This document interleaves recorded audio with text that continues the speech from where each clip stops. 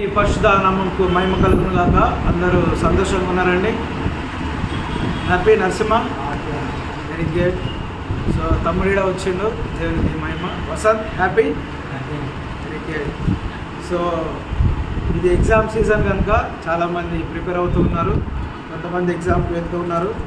కాబట్టి అందరి కొరకు మనం ప్రార్థన చేద్దాం. ప్రతి ఒక్కరు ఎగ్జామ్ రాసే ప్రతి ఒక్కరు ఇంటర్మీడియట్ నడుస్తున్నవి, నెక్స్ట్ 10th స్టార్ట్ కాబోతున్నవి కనుక ప్రతి ఒక్కరి నిమిత్తమై మనము ప్రార్థిస్తూ మనం ముందుకు సాగుదాము. సో ఈ సమయంలో దేవుని వాక్యాన్ని చూసుకుందాము. ఇంతవరకు దేవుని ఆరాధించి ఉన్నాం. ఎంతమంది సాటిస్ఫై అయినారండి ఆరాధనలో? దేవునికి మహిమ. మనం సాటిస్ఫై అయినామంటే దేవుడు కూడా సాటిస్ఫై అయినారని నమ్ముతాం. కాబట్టి దేవుని స్తుతిస్తూ ఈ యొక్క వాక్యంలోనికి వెళ్దాము. దేవుని పరిశుద్ధ గ్రంథంలో నుంచి యోహాను సువార్త 21వ అధ్యాయము మనము చూద్దాము. ఇందులో కొన్ని విషయాలు మనం ధ్యానించుకుందాం. యోహాను సువార్త 21వ అధ్యాయము 15వ వచనం నుండి చదువుతా వినండి. వారు భోజనము చేసిన తరువాత యేసు సీమోను పేతురును చూచి, యోహాను కుమారుడవైన సీమోను, వీరికంటే నీవు నన్ను ఎక్కువగా ప్రేమించుచున్నావా అని అడుగగా, అతడు, అవును ప్రభువా, నేను నిన్ను ప్రేమించుచున్నానని నీవే ఎరుగుదు అని ఆయనతో చెప్పాను. యేసు, నా గొర్రె పిల్లలను మేపుమని అతనితో చెప్పాను. 16వ వచనం. మరలా ఆయన, యోహాను కుమారుడవైన సీమోను, నన్ను ప్రేమించుచున్నావా అని రెండవసారి అతనిని అడుగగా, అతడు, అవును ప్రభువా, నేను నిన్ను ప్రేమించుచున్నానని నీవే ఎరుగుదు అని ఆయనతో చెప్పాను. ఆయన, నా గొర్రెలను కాయుమని చెప్పాను.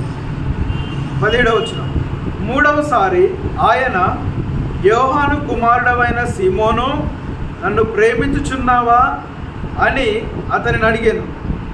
నన్ను ప్రేమించుచున్నావా అని మూడవసారి తను అడిగినందుకు పేతురు వ్యసనపడి, ప్రభువా, నీవు సమస్తము ఎరిగిన వాడవు, నిన్ను ప్రేమించుచున్నానని నీవే ఎరుగుదు అని ఆయనతో చెప్పాను. అందుకు యేసు, నా గొర్రెలను మేపు. తర్వాత అతని యొక్క జీవితం గురించి ఉన్నది. ఇంతవరకు మనము లేఖన భాగాన్ని చూద్దాం. ఈ సందర్భం ఎప్పుడంటే, యేసుక్రీస్తు వారు సిలువ వేయబడక మునుపు శిష్యులు అతనితో ఉన్నారా? సిలువ వేయబడక మునుపు ఉన్నారా లేరా? ఉన్నారు. వారు ఎప్పుడు చెదిరిపోతారంటే, సిలువ వేయడానికి అంతకు ముందు అసలు యాక్చువల్గా యేసుక్రీస్తు వారిని బంధించడానికి ఇస్కరియోతు యూదా ఆ సైనికులతో కూడా ప్రధాన యాజకులను వెంటబెట్టుకొని, శాస్త్రులను వెంటబెట్టుకొని గెత్సెమనే తోటలోనికి ఒక బందిపోటును ఎట్లాగైతే మనం బంధించి తీసుకుపోతామో అలా తీసుకుపోవడానికి యేసుక్రీస్తు వారిని అప్పగించడానికి యూదా ఇస్కరియోతు వారిని వెంటబెట్టుకొని వచ్చేంత వరకు ఈ శిష్యులు ఉంటారు. ఎప్పుడైతే వారు వచ్చిన తర్వాత యూదా ఇస్కరియోతు వెళ్ళి ప్రేమతో, ఆ కపటమైన ప్రేమతో యేసుక్రీస్తు వారిని ముద్దు పెట్టుకున్న తర్వాత, ఈయన యేసు అని వారు నిర్ధారించుకున్న తర్వాత ఆయనను బంధిస్తారు. బంధించిన తదుపరి ఈ శిష్యులు సరే అక్కడ సంఘటనలు జరిగిన తర్వాత ఎక్కడో అక్కడ చెదిరిపోతారు. చూడండి, ఆ బంధించబడడానికి ముందు కూడా యేసుక్రీస్తు ఉన్నటువంటి వారు శిష్యులు. బంధించిన తర్వాత శిష్యులు మాయమైపోతారు. మనం ఇక్కడ ఒకటి జ్ఞాపకం చేసుకోవాలి. పేతురు ముందుకు వస్తాడు, ఒక సైనికుని చెవి నరుకుతాడు. ఆ తర్వాత యేసుక్రీస్తు వారు అతన్ని స్వస్థపరుస్తాడు. మరలా అదంతా జరిగిపోతుంది. జరిగిపోయిన తర్వాత యేసుక్రీస్తు వారిని బంధించి ఆయన అక్కడ వారు ఉంచినప్పుడు పేతురు ఆయనను దూరం నుండి గమనిస్తూ ఉంటాడు. దూరం నుంచి గమనిస్తున్న సందర్భంలో యేసుక్రీస్తు వారు అంతకుముందు ఒక మాట చెప్తాడు, పేతురు, నీవు నన్ను ఎరగవని ఎన్నిసార్లు ఎత్తులంటారు? 3 సార్లు దేవుడు చెప్తాడు. తర్వాత పేతురు అదే రీతిలో ప్రవర్తిస్తాడు. సైనికులు వచ్చి అడుగుతున్నారు, నువ్వు ఇతనితో కూడా ఉన్నావు కదా, మేము చూసామంటే నా తెలియదు ఆయన ఎవరు.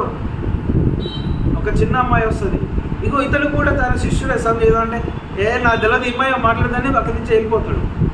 దూరం నుండి పశ్చాత్తాపం ఉంటుంది లోపల, తను చేస్తున్నది తప్పని తెలుస్తుంటుంది, దుఃఖపడుతూ ఉంటాడు, కానీ బయటికి చెప్పలేని స్థితి. ఎందుకంటే మరణం. ఒప్పుకుంటే మరణం, ఈయన నాకు తెలుసు అంటే మరణం, ఈయనతో కూడా నేను ఉన్నానంటే మరణం సంభవిస్తుంది. మరణానికి భయపడ్డాడు. మీరు గమనించండి, ఈ లేఖన భాగాన్ని ఒకసారి ఆ లేఖన భాగాన్ని మనం లింకప్ చేద్దాం. పేతురు గారు నాకు యేసుక్రీస్తు తెలవదని చెప్పడానికి గల ఒకే ఒక రీజన్ ఏంది? ఒకే ఒక రీజన్ ఏమై ఉంటుంది? ఒప్పుకుంటే చంపివేయబడతాడు. కాబట్టి ఏం చేసినాడు? తెలవదు అని చెప్పినాడు. ఎన్నిసార్లు చెప్పిండు? ముమ్మారు 3 సార్లు ఈయనెవరు నాకు తెలియదు అని చెప్పినాడు.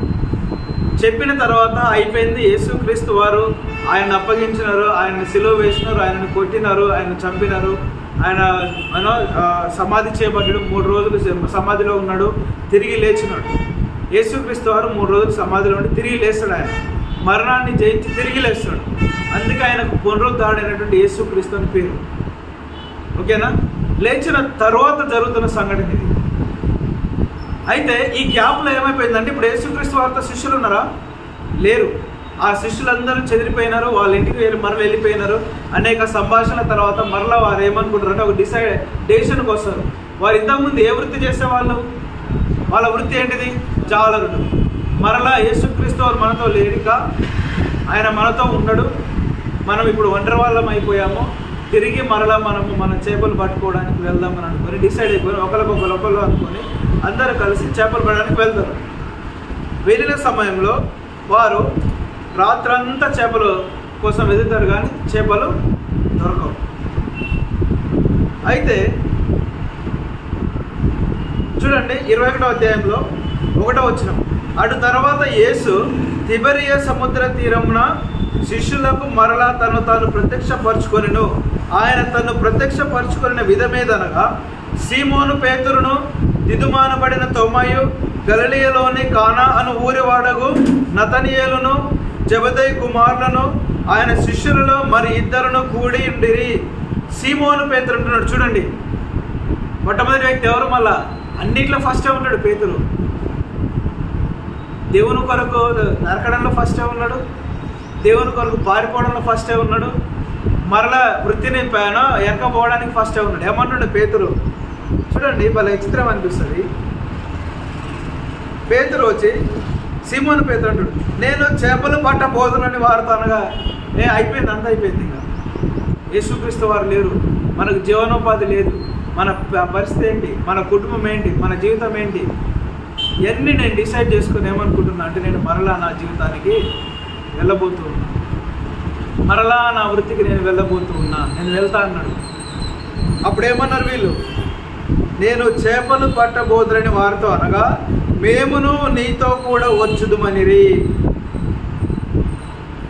ఒక్కడు దారేసిండు, అందరు నడిచినారు. జ్ఞాపకం ఉంచుకోవాలి, యాక్చువల్గా కట్టాల్సిన వ్యక్తి పేతురు కదా. యేసుక్రీస్తు వారు లేకపోయినా మనం నిలబడదామని చెప్పాల్సింది పేతురు, విశ్వాసంలో బలపరచాల్సింది పేతురు. వాళ్ళు ఒకవేళ విశ్వాసంలో దిగజారిపోతే ఏం కాదు, మనం ఇన్ని రోజులు నేర్చుకున్న బోధలు ఉన్నాయి, మనం చూసిన అద్భుత కార్యములు ఉన్నవి, మనము చేయాల్సిన పని ఉన్నది, మనం మరలా తిరిగి వెళ్ళిపోవద్దు, వెనకకు వెళ్ళొద్దు, మనము నిలబడాలి, నాయకులు నిలబెట్టాలి, మనం ముందుండి చెప్పాల్సిన పేతురు ఏమంటున్నాడు? నేను పోతాను, మన పని అయిపోయింది. పేతురు ఒక్కడనగానే మిగిలిన శిష్యులు ఏమన్నారు? అంతకుముందు వాళ్ళకి ఐడియా ఉందో లేదో, వాళ్ళు అనుకున్నారో లేదో మరలా మనం వెనుకకు వెళ్తామని. కానీ పేతురు వారి మనసులో విత్తనం నాటాడు. వారేమంటున్నారు? మేము కూడా నీతో పాటు వచ్చేదాము.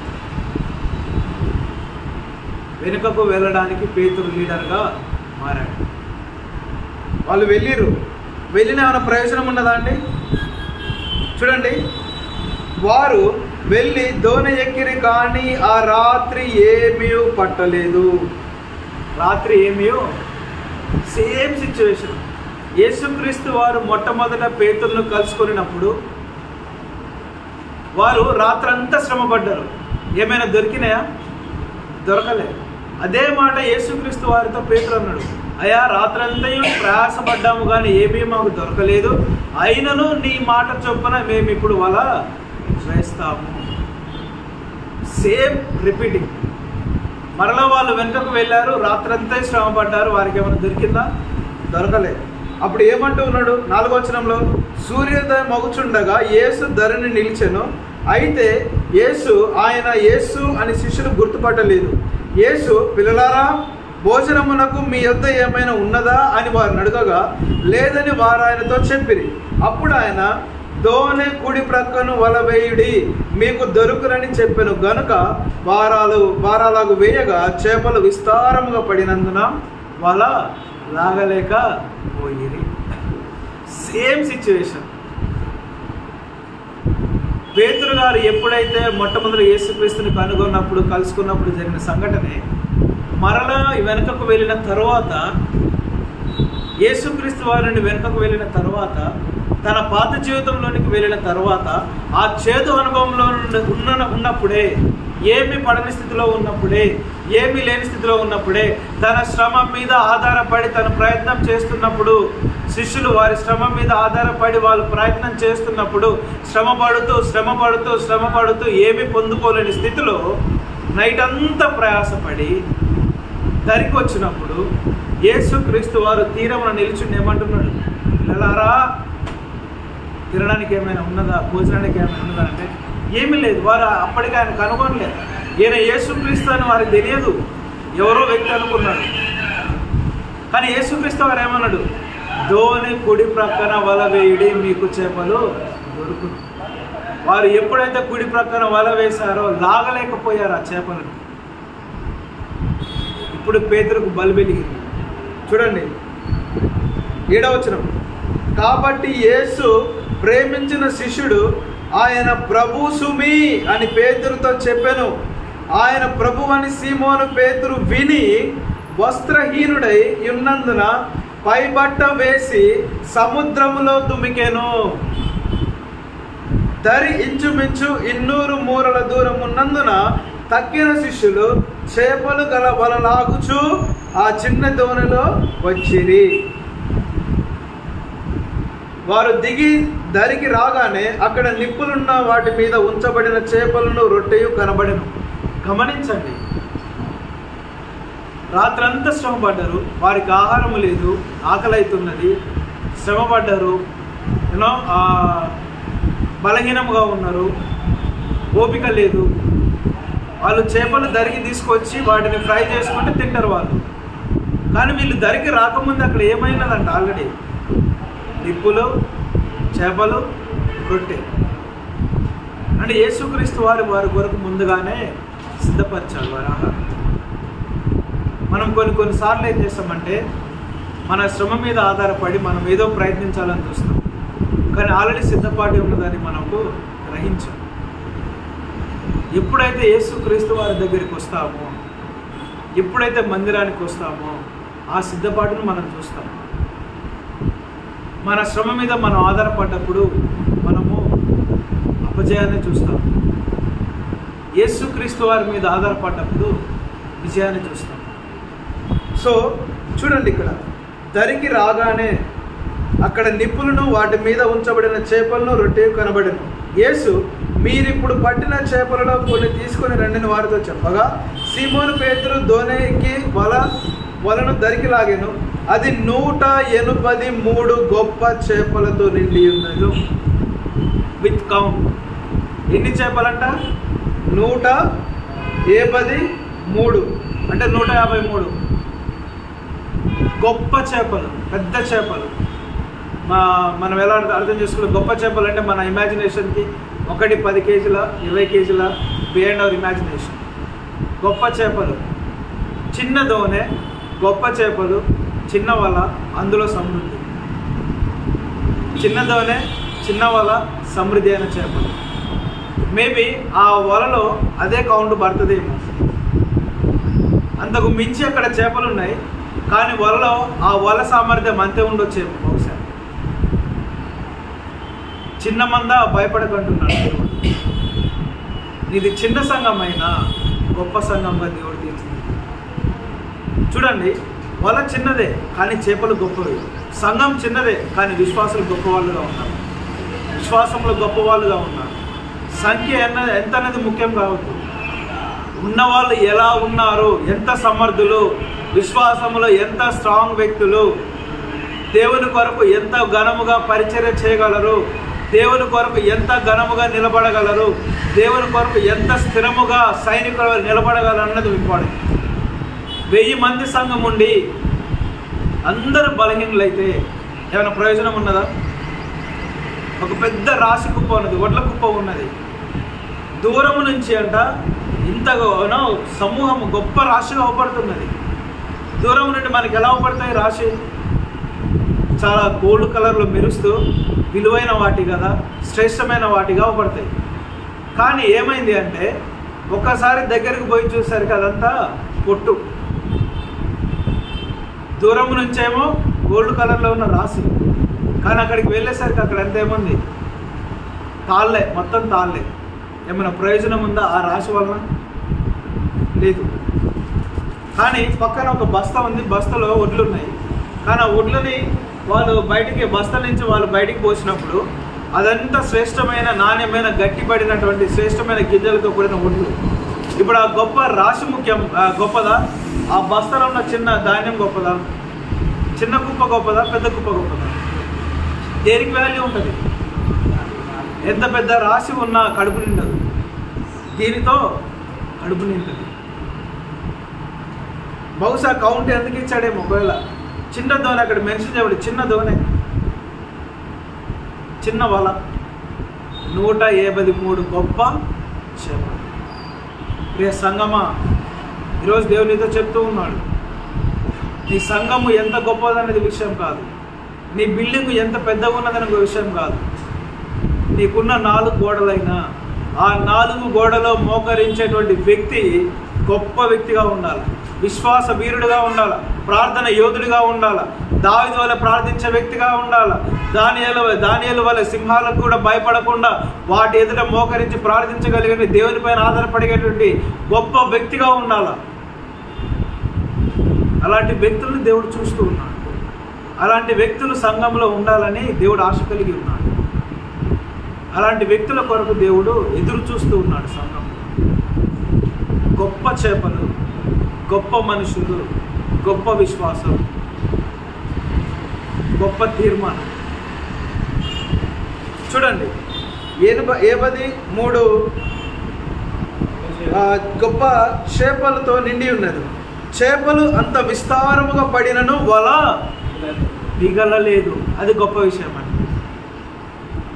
సామర్థ్యానికి మించిన చేపలు అందులో పడితే వల ఆగుతుందా? ఆగుతుందా?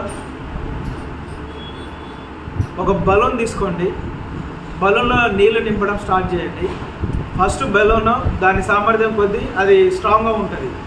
ఎప్పుడైతే ఎక్కువ లోడ్ పడుతుంటుందో అది సాగుతూ ఉంటుంది, బలూన్ సాగుతూ కిందికి వస్తుంది. ఇక ఒకనొక స్టేజ్లో మనం ఇంకా వాటర్ నింపినాం అనుకో, దాని కెపాసిటీ, సామర్థ్యము, దాని ఆ అంచు అనేది ఎప్పుడైతే క్షీణించిపోతూ పలచబడిపోతూ ఉన్నప్పుడు బరస్ట్ అయిపోతుంది, పగిలిపోతుంది. ఇక్కడ వాక్యం ఏం సెలవిస్తుంది? గొప్ప చేపలు వలలో ఒకటి పడ్డది, 2 పడ్డది, 3 పడ్డది, 50, 60, 70, 80, 90, 100, 110, 120, 130, 140, 150. ఇక సామర్థ్యం అంచుకు వచ్చేసరికి ఆ 3 చేపలు కూడా ఫుల్గా ప్యాక్ అయిపోయింది. వల లాగేటప్పుడు పిగలాలి కదా, వల పిగలలేదు. ఇక్కడ మనం ఇంకో అర్థం చేసుకోవాల్సిన విషయం ఏంటంటే, నీ విశ్వాస జీవితంలో, నీ ప్రయాణంలో ఒక శ్రమ వస్తుంది, 2 శ్రమలు వస్తాయి, తట్టుకోలేని శ్రమలు వస్తాయి, ఆర్థికపరమైన శ్రమలు, ఆరోగ్యపరమైన శ్రమలు, నిందలు, అవమానాలు, శత్రువుల నుండి, మిత్రుల నుండి, కుటుంబాల నుండి, మనం చేస్తున్న ఉద్యోగంలో నుండి, ప్రతి ఒక్క ప్రదేశంలో నుండి, చదువుచుండగా, హాస్టల్లో, కాలేజీలో, తరగతి గదిలో, ప్రతి విషయాల్లో ఒక ఒకదాని తర్వాత ఒకటి మనం మోయలేనని శ్రమలు వస్తుంటాయి, ఆర్థిక పరిస్థితులు, అవసరాలు ఉంటాయి, డబ్బులు ఉండవు, ఏం చేయాలని పరిస్థితి ఉంటుంది. ఇప్పుడు మనకి ఎగ్జాంపుల్ అనుకుంటే ఫీజు డేట్ వస్తుంటుంది కానీ ఫీజు కట్టడానికి డబ్బులు ఉండవు. ఏం చేయాలి ప్రభువా? ఒకదాని తర్వాత ఒకటి వస్తుంది. ఇక్కడ మనం అర్థం చేసుకోవాల్సిన విషయం ఏంటంటే, ఎన్ని శ్రమలు నీ హృదయంలోనికి నిండినా, నీ జీవితంలోనికి నిండినా, నీ బ్రతుకును, నీ విశ్వాసాన్ని చెదిరిపోకుండా, పగిలిపోకుండా నువ్వు జాగ్రత్తగా కాపాడగలిగే వ్యక్తి యేసుక్రీస్తు. ఆ యేసుక్రీస్తు వారి దగ్గర ఉంటేనే నీ విశ్వాసం అనేది అంచులు అనేది బలంగా ఉంటాయి, నీ విశ్వాసం గుడారం అనేది స్థిరంగా ఉంటుంది. లేకపోతే ఎప్పుడైతే మనం దేవునికి దూరంగా అయిపోతుంటామో, శ్రమలకు పడిపోయి, శ్రమలకి లొంగిపోయి, కృంగిపోయి, దిగజారిపోయి, బలహీన పడిపోయి, కొన్నిసార్లు మన వ్యక్తిగత నిర్ణయాలు తీసుకునే స్టేజ్కి వెళ్ళిపోతాం. ఆత్మహత్యలు ఎందుకు చేసుకుంటున్నారండి? బలము లేక, శ్రమను జయించే శక్తి లేక, ఆ ధైర్యం లేక కదా. ఎప్పుడైతే యేసుక్రీస్తు వారిలో ఉంటామో శ్రమను జయించే ధైర్యం మనలో ఉంటుంది. ఎందుకంటే నీలో ఉన్నవాడు లోకంలో ఉన్నవానికంటే ఆ గొప్పవాన్ని నువ్వు కనుగొన్నప్పుడు నీ ముందు అది ఎంత పెద్ద శ్రమ అయినా ఒక చిన్న గడ్డిపోచలాగా అనిపిస్తుంది. నీ శ్రమలలో నీ జీవితాన్ని కాపాడగలిగేటువంటి దేవుడు నీ దేవుడు. ఆ దేవుని దగ్గర ఉన్నావా అనేదే ప్రశ్న. ఈ పేతురు శిష్యులు ఏమైపోయినారు? మరలా తిరిగి వెళ్ళిపోయిన క్రమంలో దేవుడు వారితో ధరిని నిలబడి వల వేయమన్నప్పుడు, వల వేసినప్పుడు గొప్ప చేపలు వారి వలలో పడ్డాక వల పెగిలిపోలేదు. అప్పుడు చూడండి, యేసు రండి భోజనము చేయడని వారితో అనేను. శ్రమపడ్డారు, ఆయాసపడ్డారు, ప్రయాసపడ్డారు, ఏమీ దొరకలేదు. నైట్ అంతా తిన్నారో లేదో పాపం. ఇదిగో మీ కొరకు భోజనం సిద్ధం చేశారు, వచ్చి పోషించే దేవుడు మన దేవుడు. భయపడొద్దు దేనికైనా. మన ఇంట్లో కుండలన్నీ ఎంటీ అయిపోయినాయేమో, తినడానికి ఆ పూట ఆహారం లేదేమో, మోకరించి ప్రార్థించు. మనము మదర్ తెరీసా గురించి గొప్ప గొప్ప సాక్ష్యాలు విన్నాం కదా. హాస్టల్స్లో భోజనానికి లేకున్నప్పుడు ఒకసారి మదర్ తెరీసా గారు ఆ యొక్క తను చేస్తున్న ఆశ్రమంలో భోజనం లేనప్పుడు ఎవరిని వెళ్ళాలో, ఎవరిని అడగాలో, ఏం చేయాలో అర్థం కాని పరిస్థితిలో తను ఒక వ్యక్తి దగ్గరికి వెళ్ళేది. అయ్యా ఇట్లా పరిస్థితి ఉంది, భోజనం కావాలి, ఆహారం పెట్టండి అంటే ఆ వ్యక్తి క్రైస్తవులను ద్వేషించే వ్యక్తి, ఆ వ్యక్తి మదర్ తెరీసాను ద్వేషించే వ్యక్తి, ఆ వ్యక్తి క్రైస్తవులకు వ్యతిరేకంగా ఉండే వ్యక్తి. ఆ వ్యతిరేకమైన వ్యక్తి దగ్గరికి వెళ్ళినప్పుడు ఆ వ్యక్తి ఏం చేశాడంటే చేయి చాచు అన్నాడంట. ఆమె ఏదైనా మనీ ఇస్తాను అనుకొని ఆమె చేయి చాచినప్పుడు ఆ చేతిలో ఉమ్ము వేశాడంట, మరలా ఉమ్ము వేశాడంట. మదర్ తెరీసా గారు ఎంత తగ్గింపు జీవితం అంటే, అయ్యా ఇది నా వరకు, పిల్లలకి ఏదైనా ఆహారం ఇవ్వండి అని మరొక చేయి చాచు. గొప్ప తల్లి కదా. ఆ మాట వినగానే అతని కళ్ళల్లో నుండి నీరు, పశ్చాత్తాపం, అక్కడే తప్పు చేశాను క్షమించమని వేడుకొని సమృద్ధి అయిన ఆహారం ఇవ్వచ్చు. తగ్గింపు ఉండాలి మన జీవితం. తగ్గింపు ఉంటేనే శత్రువుల చేతుల నుండి కూడా మనము ఆశీర్వాదాలు పొందుతాం. అంటే దేవుడు మనకు లేని స్థితిలో, మనం ఏ స్థితిలో ఉన్నా నువ్వు దేవుని దగ్గర మోకరిస్తే ఆయన సమృద్ధి అయిన ఆహారం ఇస్తాడు, ఆశీర్వాదాలు ఇస్తాడు. ఆహారం ఉందేమో, జాబ్ కొరకు ప్రార్థించు, జ్ఞానం కొరకు ప్రార్థించు, భవిష్యత్తు కొరకు ప్రార్థించు, కుటుంబం కొరకు ప్రార్థించు, రాబోయేటువంటి జరగబోయే వివాహం కొరకు ప్రార్థించు. వివాహ విషయమే చాలా బలంగా ప్రార్థించాలని వస్తున్నారు.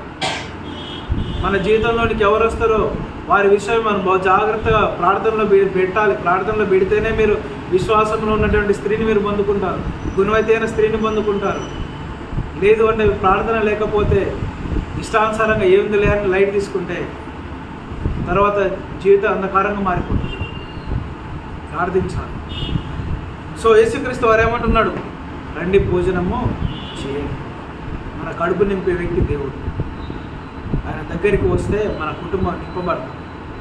సో అనేను ఆయన ప్రభు అని వారికి తెలిసినందున నీవెవడవని శిష్యులలో ఎవడును ఆయనను అడుగా డేర్ చేయలేకపోయినాడు. ఎందుకో తెలుసా? ఆయన అడగలేనటువంటి స్థితి ఎందుకు వచ్చిందంటే ఇక్కడ కుడి ప్రక్కన వలవి ద సేమ్ ఇన్సిడెంట్ రీకలెక్టెడ్. మొట్టమొదటిగా యేసుక్రీస్తు వారిని కలుసుకున్నప్పుడు మొట్టమొదటి సందర్భం ఏదో అదే సందర్భం వచ్చారు. యోహాన్ అంటున్నాడు, ఈయన యేసుక్రీస్తు. పేతురు వెంబడి దూకింది. చేపల గురించి పట్టించుకోలే, వల గురించి పట్టించుకోలే, దోల గురించి పట్టించుకోలే. అవి ఉంటాయా పోయా సడన్గా వదిలేస్తే చేపలన్నీ పోతాయేమో, మీరు చూసుకోండి, నాకు సంబంధం లేదు, ఉరుకు. ఎక్కడో దూరంగా ఉన్న పేతురు ఏమన్నాడు, మరలా చూడండి అదే ప్రేమ ఉంది, ఆ తొందరపాటు ఉన్నది పేతురికి. తొందరపాటు ప్రేమలో ఉన్నది, పారిపోవడంలో ఉన్నది. మంచి వ్యక్తే కానీ అటు నిలకడలేని స్థితి, రెండు విధాలుగా ఉన్నాడు పాపం. అందుకే చూడండి ఏమంటూ ఉన్నారు యేసుక్రీస్తు వారు. యేసు వచ్చి 13వ వచనం, యోహాను సువార్త 21వ అధ్యాయం 13వ వచనం. యేసు వచ్చి ఆ రొట్టెను తీసుకొని వారికి పంచిపెట్టెను, అలాగే చేపలను కూడా పంచిపెట్టెను. యేసు మృతులలో నుండి లేచిన తర్వాత శిష్యులకు ప్రత్యక్షమైనది ఇది 3వ సారి. రైట్, ఇప్పుడు అసలు కాంటెక్స్లోకి వద్దాం. 15వ వచనం. వారు భోజనము చేసిన తరువాత, ఇదంతా జరిగిన తర్వాత, వారందరూ కూర్చున్న తరువాత వారితో సంభాషిస్తున్న సమయంలో యేసుక్రీస్తు వారు పేతురుతో అంటున్నాడు, ఏమని అంటున్నాడు? యేసు సీమోను పేతురును చూచి, యోహాను కుమారుడవైన సీమోను, ఈరోజు దేవుడు నీతో అనొచ్చేమో, రామ్, యష్, జీవన్, పాల్, వసంత్, డానీ, నవీన్, మీరు ఏమంటున్నారు? నీవు నన్ను ఎక్కువగా ప్రేమించుచున్నావా? ఇదే ప్రశ్న ఈరోజు నీకు వేస్తే, ఈరోజు నిన్ను అడిగితే ఏం సమాధానం వస్తుంది? యోహాను అయిన పేతురు, నీవు నన్ను అందరికంటే ఎక్కువగా ప్రేమించుచున్నావా? అందుకు పేతురే సమాధానం ఇచ్చాడు తెలుసా? ప్రభువా, నేను నిన్ను ప్రేమించుచున్నానని నీవే ఎరుగుదువు. ఒక్కసారి విల్ గో బ్యాక్ టు ఈయన ఎవరో నాకు తెలియదు మొదటిసారి చెప్పాడు. రెండోసారి యేసుక్రీస్తు అడుగుతున్నాడు, ఏమని? 16వ వచనంలో ఆయన మరల, యోహాను కుమారుడవైన సీమోను, నీవు నన్ను ప్రేమించుచున్నావా అని రెండోసారి అడగగా, ప్రభువా, అవును ప్రభువా, నేను నిన్ను ప్రేమించున్నానని నీవే ఎరుగుదువు. ఒకసారి మరల బ్యాక్ పోదాం. ఈ యేసుక్రీస్తు ఎవరో నీకు తెలుసా అంటే, ఈయనెవరో నాకు తెలియదు. రెండవసారి మరలా అదే యేసుక్రీస్తు వారు పేతురుని అడుగుతున్నాడు. ఇక్కడ ఏమని అడుగుతున్నాడు? 17వ వచనంలో, 3వసారి ఆయన, యోహాను కుమారుడవైన సీమోను, నన్ను ప్రేమించుచున్నావా అని ఆయన అడిగాను. అప్పుడు పేతురు ఏమంటున్నాడు? నన్ను ప్రేమించుచున్నావని 3వసారి తను అడిగినందుకు పేతురు వ్యసనపడి, ప్రభువా, నీవు సమస్తము ఎరిగినవాడు, నీకు తెలవదా ప్రభువా? నా మనసు తెలవదా నీకు? నేను నిన్ను ప్రేమించట్లేదు, నీకు తెలవదా? ఒకవేళ గమనించండి, ఈ ప్రశ్న పేతురు పౌలు యేసుక్రీస్తు వారికి వేసినప్పుడు, మరి అక్కడ నువ్వు నన్ను ఎరగనని చెప్పావు కదా అని ఒకవేళ అడిగుంటే ముఖము ఏమైపోయి ఉండేది? పేతురు, నీవు నిజంగా నన్ను ప్రేమించుంటే అక్కడ నన్ను నేను తెలవదని ఎట్లా చెప్పుండేవాడివి? నీ నోటికి ఎట్లా వచ్చింది ఆ పదం? సైనికులను చూడగానే నేను ఎవరో నువ్వు తెలవదన్నావు కదా. ఒకవేళ నిజంగా నువ్వు నన్ను ప్రేమించి ఉంటే అక్కడికి నువ్వు నన్ను తెలుసు అని చెప్పేవాడు కదా. యేసుక్రీస్తు వారు అంటే గమనించండి ఒకసారి. ఇక్కడ మనం నేర్చుకోవాల్సింది ఏంటంటే, యేసుక్రీస్తు వారికి తెలుసు పేతురున అక్కడ బొంకాడు అని. యేసుక్రీస్తు వారికి తెలుసు పేతురు యేసు ఎవరో నాకు తెలియదని చెప్పాడని. కానీ ఇక్కడ తను చేసిన తప్పుని ముఖం మీద పాయింట్అవుట్ చేయాలి, మరలా పాయింట్అవుట్ చేయాలి, కృంగదీయలే. మరలా ఇదిగో నువ్వు ఈ తప్పు చేసావు, ఇదిగో నన్ను ఇట్లా అన్నావని మరలా కృంగదీయలే. యేసుక్రీస్తు క్షమించిండు, వదిలేసిండు. క్షమించుండు, రూఢిపరుచుకుంటుండు అంతే. మరలా నన్ను వదిలిపెట్టి వెళ్ళిపోతావా, నాతోనే ఉంటావా? ఇప్పుడైనా నన్ను ప్రేమిస్తున్నావా, లేదా మళ్ళీ ఏదైనా శ్రమ రాగానే ఎవరు నేను తెలవదని పారిపోతావా? ఎందుకో తెలుసు అడిగింది. యేసుక్రీస్తు వారికి తెలుసు పేతురు పారిపోయాడని. సరే, అయిందేదో అయిపోయింది. కానీ ఇప్పుడు యేసుక్రీస్తు వారు పేతురుకి ఇవ్వబోతున్నటువంటి బాధ్యత చాలా గొప్పది. బాధ్యత చాలా గొప్ప బాధ్యత. ఆ బాధ్యతను విడిచి పారిపోవడానికి వీలు లేదు. ఆ బాధ్యత పొందుకున్న తర్వాత అక్కడ నుండి పారిపోవడానికి, వేరు తిరగడానికి అవకాశం లేదు. ఒకవేళ అలా పారిపోతే మొత్తం అదంతా నాశనం అయిపోతుంది. ఆ కట్టడం అంతా కూలిపోతుంది. ఆ పునాదులే చెదిరిపోతాయి. అందుకే యేసుక్రీస్తు వారు రూఢిపరుచుకుంటున్నాడు. మరలా నీవు నన్ను ప్రేమించుచున్నావా, ఒకటోసారి అడిగాడు. నీవు నన్ను ప్రేమించుచున్నావా, రెండోసారి అడిగాడు. నీవు నన్ను ప్రేమించుచున్నావా, మూడోసారి అడిగాడు. అడిగిన ప్రతిసారి ప్రేమించుచున్నాను అనగానే ఆయన ఏమన్నాడో తెలుసా? 15వ వచనంలో, నేను నిన్ను ప్రేమించుచున్నానని నీవే ఎరుగుదువు కదా అని ఆయనతో చెప్పాను. అందుకు యేసుక్రీస్తు వారు అన్నాడు తెలుసా, నీవు నన్ను ప్రేమించుచున్నావు కదా, నీకు ఒక బాధ్యతను అప్పచెప్తున్నాను. ఏంటో బాధ్యత తెలుసా? నా గొర్రె పిల్లలను. గొప్ప బాధ్యత. దాని అర్థం ఏంటో తెలుసా? సంఘాన్ని వాక్యం ద్వారా తృప్తిపరచు. సంఘంలో సంఘ బిడ్డలను, విశ్వాసులను వాక్యం అనేటువంటి ఆహారముతో వారిని మేపుము. ఇది గొప్ప బాధ్యత. సంఘాన్ని నీ చేతిలో పెడుతున్నా, నమ్మి నీ చేతిలో పెట్టబోతున్నా, నా పిల్లలు నీ చేతిలో పెట్టబోతున్నా. మరలా తిరిగి వెళ్తావా, నన్ను ప్రేమించి నాతో ఉంటావా? అందుకే మరలా అడుగుతున్నా. రెండోసారి అడిగినప్పుడు నీకు తెలుసు ప్రభు అన్నప్పుడు ఏమన్నాడు? 16వ వచనంలో, నా గొర్రెలను కాయుము. మేపడము, కాయడము రెండు అర్థాలు ఉంటాయి కదా. మేపడం అంటే ఏమర్థం చేసుకున్నాం కామన్గా? ఫుడ్ పెట్టడం అంటే దాని అర్థము. ఎగ్జాంపుల్, ఒక గొర్రెల కాపరి ఏం చేస్తాడండి? 2 విధాలుగా పోషిస్తాడు గొర్రెల్ని. ఒకటి ఏంటంటే ఈదర్ ఇంటి దగ్గరకే ఆ గొర్రెను, ఆ కొమ్మలను, ఆకులను, గడ్డిను తీసుకొచ్చి ఆ మందులో వేస్తాడు. రెండో ఆప్షన్ ఏంటి? వాటినే వాడి దగ్గర తీసుకెళ్తాడు. చెట్ల దగ్గరకో, పుట్టల దగ్గరకో, గట్ల దగ్గరకో, పొలాల దగ్గరకో వాడి దగ్గర తీసుకెళ్ళి ఆ ఆకులను మేపేలా చేస్తాడు. 2 రకాలు. ఈయనను తీసుకురావాలి, వాటిని తీసుకుపోవాలి. అది మేపడం. రెండవది కాయడం అంటే ఒక్కసారి గొర్రెలను ఆ మందలని బయటికి తీసుకొచ్చి వరుసలో తీసుకెళ్తున్నప్పుడు అది రోడ్ల పక్కన వెళ్తాయో, గట్ల పక్కన వెళ్తాయో, దారిన పంట వెళ్తాయో, లేకపోతే బావుల పంట వెళ్తాయో, లేకపోతే చెరువుల పంట వెళ్తాయో, ఇటు పంట వెళ్తే వాడికే తెలియదు. వాటిని క్రమముగా తీసుకువెళ్ళాల్సిన బాధ్యత నీదే. కుక్కలమ్మడి పడితే తెలియదు, నక్కలమ్మడి పడితే తెలియదు. ఒకవేళ అడవిలో తీసుకువెళ్తే ఏమన్నా అపాయం వస్తే తెలియదు, కుంట నక్కలు వస్తే తెలియదు, సింహాలు వస్తే తెలియదు. వాటిని కాపాడాల్సిన బాధ్యత నీదే. జాగ్రత్తగా మేపుతూ, జాగ్రత్తగా కాపాడుతూ మరలా ఆ దొడ్డిలోనికి తీసుకురావాల్సిన బాధ్యత నీదే. సంఘాన్ని చేతిలో పెట్టాడు. పేదల చేతిలోనే కాదు, ప్రతి విశ్వాస చేతిలో దేవుడు సంఘాన్ని పెట్టాడు. సంఘ బాధ్యత అనేది పాస్టర్ ఒక్కడిదే కాదు. పాస్టర్ ఒక్కడు అనుకుంటే జరిగేది సంఘ పరిచర్య కాదు. సంఘం అంటేనే సంఘ విశ్వాసం. సంఘం అంటే 4 గోడలు కాదు. సంఘం అంటే నీవు నేనే సంఘం. నీవు నేను ఎక్కడైతే కూడుకుంటామో అదే సంఘం. ఆ కూడుకున్న ప్రదేశంలో 4 గోడలు మనం నిర్మించుకుంటాం. ఎందుకంటే భద్రత కొరకు. అర్థమవుతుందా? దేవుడి రోజు నీతో చెప్తున్నాడు. ఆనాడు ఎలాగైతే యోహాను కుమారుడైన సీమోను, నీవు నన్ను ప్రేమిస్తే ఈ గొర్రె పిల్లలను మేపు. నీవు నన్ను ప్రేమిస్తే ఈ గొర్రెలను కాయు. మరలా ఏమంటున్నాడు 3వసారి? నీవు నన్ను ప్రేమిస్తే ఈ గొర్రెలను, 18వ వచనంలో, నా గొర్రెలను మేపుము. 2 సార్లు మేపుము అంటున్నాడు. మేపుము అంటే తృప్తిపరచు, బలంగా తయారు చేయి. బలంగా తయారు చేయి. నువ్వు ఎంత శ్రేష్టమైన ఆహారం పెడితే అంత బలంగా గొర్రెలు తయారవుతాయి, అంత బలంగా తయారవుతాయి.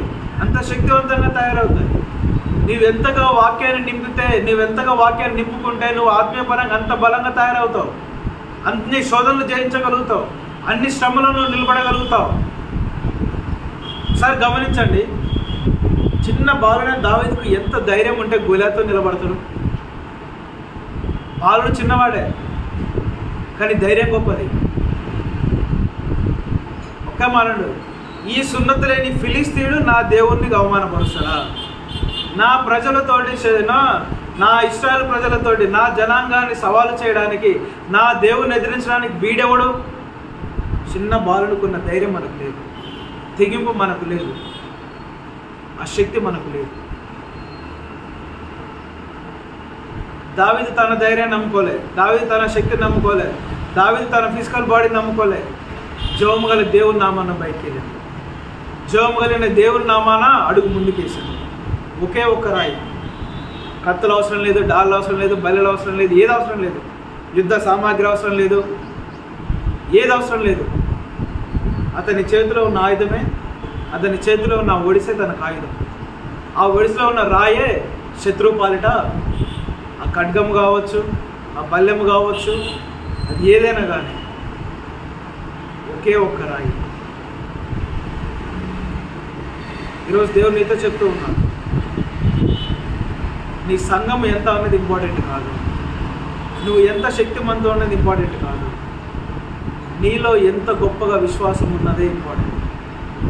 నీ శరీరం నీకు బలహీనంగా ఉండొచ్చు, నీ శరీరం నీకు సపోర్ట్ చేయకపోవచ్చు, నీకు ఆరోగ్యం సరిగా లేకపోవచ్చు, ఆర్థిక పరిస్థితి లేకపోవచ్చు, డబ్బు లేకపోవచ్చు, పొలం లేకపోవచ్చు, బంగారం లేకపోవచ్చు, ఆస్తులు లేకపోవచ్చు, అంతస్తులు లేకపోవచ్చు, కారు లేకపోవచ్చు, ఏది లేకపోవచ్చు.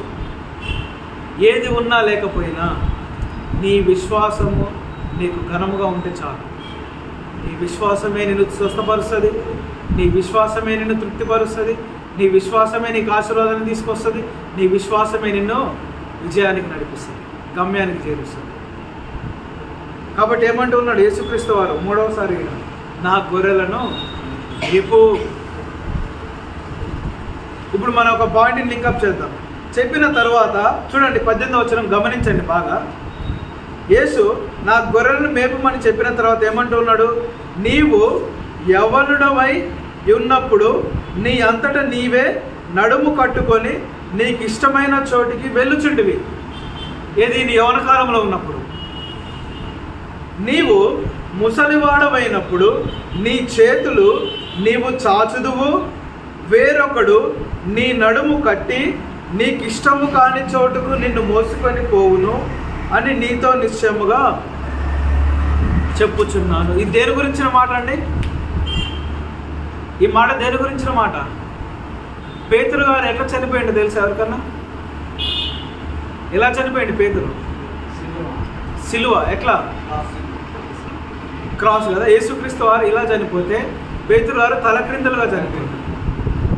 చేతులు చాపి తలక్రిందులుగా చనిపోతుంది. అంటే ఎలా అంటే ఆ సైనికులు పేతురు గారిని సిలువ వేసేటప్పుడు ఆయన ఒక మాట అన్నాడు, నా యేసుక్రీస్తు వారి వల్ల ఇలా చనిపోవడానికి నేను అర్హుడనో కాను. నా యేసుక్రీస్తు వారు ఎలాగైతే చనిపోయారో అలా చనిపోవడానికి నేను యోగ్యుడనో కాను. నన్ను తలక్రిందులుగా సిలువ. పేతురు మొదటి సందర్భంలో ఏ మరణానికైతే భయపడి 3 సార్లు యేసుక్రీస్తు తెలవదని చెప్పిండో, యేసుక్రీస్తు వారు ఏమంటున్నాడు? అదే మరణం రాబోతుంది నీకు. మరణం నువ్వు దేనిని తప్పించుకొని పారిపోయావో అది నీ కొరకు ఎదురు చూసుకో. అర్థమైందా? 3 సార్లు పేతురు దేని కొరకు తెలవదని దేని తప్పించుకోవడానికి తెలవదన్నాడు. యేసుక్రీస్తు వారిని ఎవరో తెలవదని చెప్పింది మరణాన్ని తప్పించుకోవడానికి.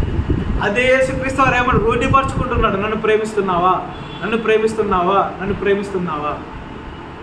గమనించండి, అదే మరణము, అదే యేసుక్రీస్తు వారు. అక్కడ చెప్పి నాకు తెలుసు అనుకుంటే అక్కడే వచ్చు మరణం, ఇక్కడ అదే మరణం వస్తుంది. చివరికైనా ఒప్పుకోవాల్సిందే, చివరికైనా ఒప్పుకోవాల్సిందే యేసుక్రీస్తు వారు. కానీ అప్పుడే ఒప్పుకొని ఉంటే విశ్వాసంలో గొప్ప వ్యక్తి అని పిలువబడేవాడే పేతురు గారు. గొప్ప ఉదాహరణగా నిలబడేవాడే. 11 మంది శిష్యులు అందరూ పారిపోయినా, 10 మంది శిష్యులు అందరూ పారిపోయినా పేతురు ఒక్కడు నిలబడ్డాడు, పేతురు ఒక్కడు ఒప్పుకున్నాడని మనం గొప్పగా చెప్పుకునే వాళ్ళని. కానీ 10 మంది శిష్యులు వదిలిపెట్టి పేతురు ఒక్కరి గురించి మనం ఏమని చెప్పుకుంటున్నాం? ఆయన బొంకాడు. అదే పేతురు అదే నిలబడి ఉన్నట్టయితే ఆ బొంకాడనే ప్లేస్లో మనం ఏం చెప్పుకున్నాం? ధైర్యవంతుడు వచ్చాడు, యేసుక్రీస్తు కొరకు నిలబడ్డని గొప్పగా చెప్పుకునేవాళ్ళు. ఈరోజు దేవుడు నీకు ఒక అవకాశం ఇస్తాడు, విశ్వాసంలో నిలబడడానికి, ఆయన సాక్ష్యం నిలబడడానికి, ఆయన నామాన్ని ఒప్పుకోవడానికి ఒక అవకాశం ఇస్తాడు. సమాజంలో అవకాశం ఇస్తాడు, ఇంట్లో అవకాశం ఇస్తాడు, నువ్వు చేసే ఉద్యోగంలో అవకాశం ఇస్తాడు, ప్రతి చోట అవకాశం ఇస్తాడు. పేతురు వలె ఈ లోకానికి భయపడి బొంకుదామా లేదా ఏది ఏమైనా అదే మరణం ఇప్పుడు వస్తుంది, లేకపోతే ఎప్పుడైనా వస్తుంది. యేసుక్రీస్తు వారిని నేను ప్రేమిస్తున్నాను, ఆయన నా రక్షకులను ఒప్పుకున్నాను. ఈరోజు మనం 2 విషయాలు మనం నేర్చుకోవాలి. మొట్టమొదటి ఏంటంటే, దేవుడు అప్పచెప్పిన అల్టిమేట్ గొప్ప భాగ్యమైన శ్రేష్టమైనటువంటి పరిచర్య ఏంటో తెలుసా? సంఘ పరిచర్య, చర్చ్, సంఘము. నీవు దేవుణ్ణి ప్రేమిస్తే సంఘ బాధ్యత మనది. అందుకే అడుగుతూ ఉన్నాడు, రూఢిపరుచుకొని అప్పగించాడు దేవుడు. ఈరోజు దేవుడు నిన్ను రూఢిపరుచుకున్నాడు కాబట్టే, నిన్ను ప్రేమిస్తున్నాడు కాబట్టే, నిన్ను నమ్మాడు కాబట్టే ఈ యొక్క బాధ్యత నీకు అప్పచెప్పాడు. సంఘమైన బాధ్యత నీకు అప్పచెప్పాడు. ఆ సంఘములో ఒక్కొక్క బాధ్యత నీకు అప్పచెప్పాడు.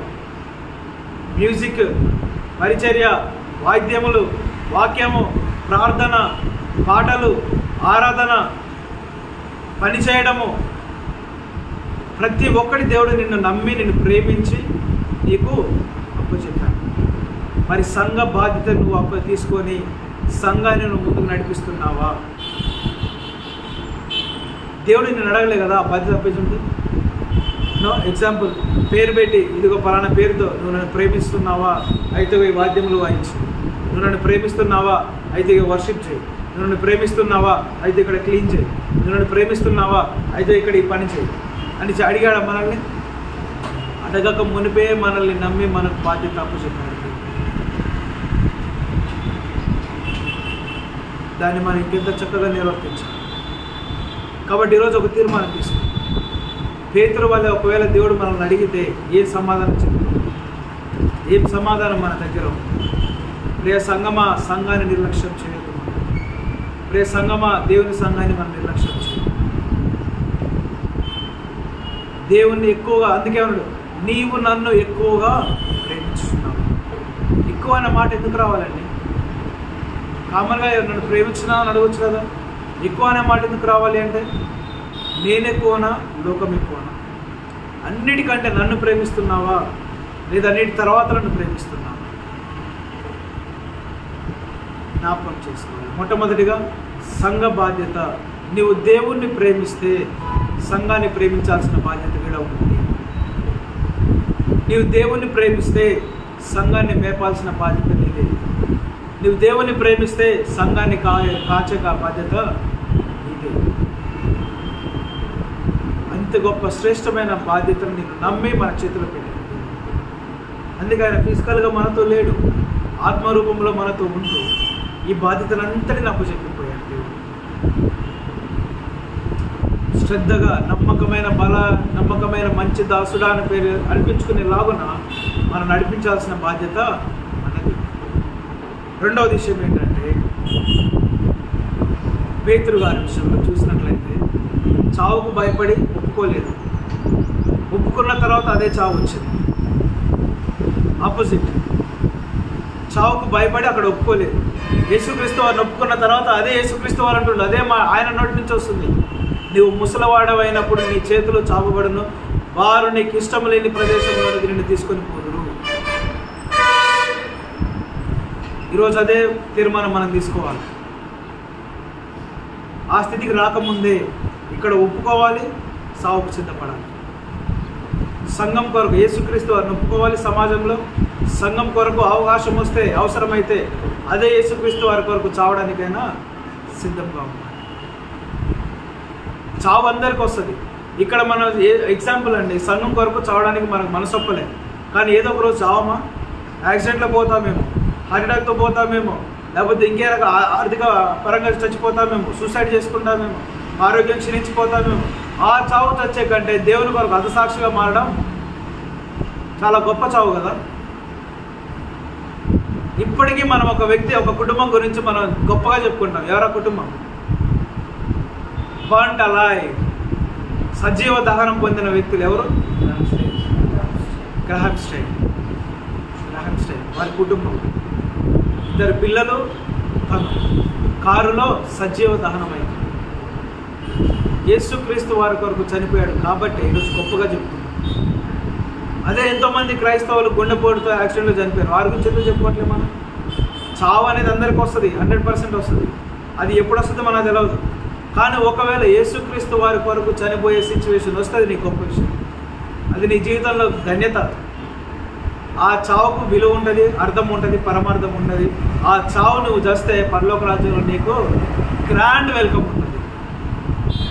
ఒకవేళ అదే చావును నువ్వు పారిపోయి ఎక్కడో పరిగెత్తి ఆయాసంతో చచ్చిపోతే ఎక్కడో పరలోక రాజ్యంలో నీ గురించి, ఇదిగో నా ప్రియకుమారుడు నన్ను ఒప్పుకోవడానికి ఇష్టం లేక పారిపోయి చనిపోయాడు, ఇదిగో ఈ నా ప్రియకుమారుడు నన్ను ఒప్పుకొని 10 మందిలో హతసాక్షిగా చనిపోయాడు. ఏమన్నా కావాలి నీకు? డిసైడ్ చేసుకో. యేసుక్రీస్తును ప్రేమిస్తే నీకు మరణం వేచి ఉంది. అది శ్రమతో కూడింది కావచ్చు, కత్తులతో కూడింది కావచ్చు, ఊచుకోతతో కూడింది కావచ్చు, రాళ్లతో కూడింది కావచ్చు, మేకులతో కూడింది కావచ్చు, యాక్సిడెంట్తో కూడింది కావచ్చు, దేనితోనే కూడింది కావచ్చు. కానీ రీజన్ మాత్రం యేసుక్రీస్తు కొరకు. అది కావాలా? లేకపోతే సీక్రెట్గా ఉండి, సీక్రెట్ క్రైస్తవులుగా ఉండి, ఇళ్లలో దాచుకొని రహస్యంగా ఉండి గుండెపోటుతోనో, ఆకలి లేకుండా, ఏదో లేక చనిపోతాం. ఈరోజు మనం 2 విషయాలు తీర్మానం తీసుకోవాలి. నెంబర్ 1, సంఘపరంగా సంఘ బాధ్యతలు మనయే. సంఘాన్ని దేవుడు మనకి ప్రేమించి అప్పచెప్పాడు మన చేతికి. మనం ప్రేమించి మన చేతికి బాధ్యతను అప్పచెప్పాడు. కాల్చే బాధ్యత మనది, కాపాడే బాధ్యత మనది, పోషించే బాధ్యత మనది, వాక్యంతో మేపే బాధ్యత మనది. సువార్త భారము మన పైన ఉన్నది. ఆ విషయం మనము మర్చిపోతుంది. ఎవరి కాలమందు కాడి మొయట నరునికి లేదు, మర్చిపోతుంది. నెంబర్ 1. రెండవది ఏంటి? దేవుని కొరకు చావడానికైనా సిద్ధం కలిగి మోకరించుదామా? ఒక తీర్మానం